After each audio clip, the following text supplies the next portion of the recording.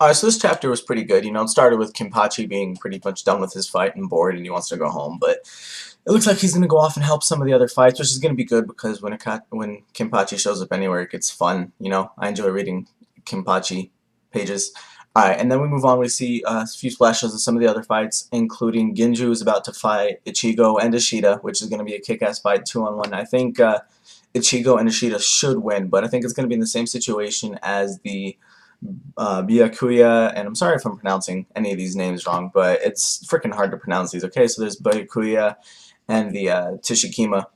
I think the way that those two fights end up is going to determine how the rest of this manga is going to go, because in all reality, I mean, they fought so much more powerful people, and the power level that the captains and Ishida and Ichigo have all reached should far surpass these humans that they're fighting. I mean, they fought so much more powerful. They shouldn't be having a problem with these guys.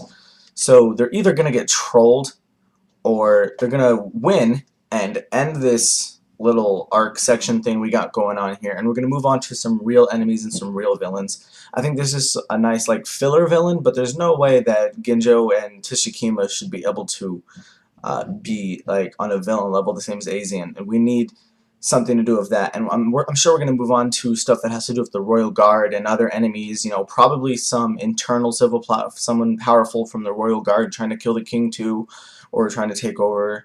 We're going to move with something like that maybe. But as far as this chapter goes, you know, it was a good chapter, but I think that next chapter is really going to determine how the rest of this manga is going to go.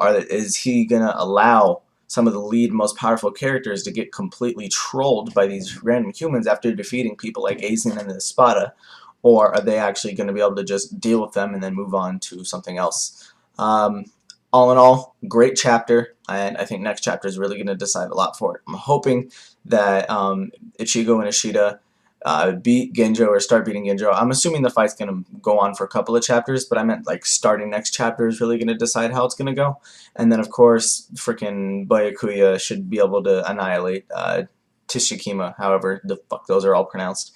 Anyways, I hope you guys enjoyed this chapter review. Rate, comment, and subscribe. Annotation, that's what I'm pointing. There should be an annotation there. Alright.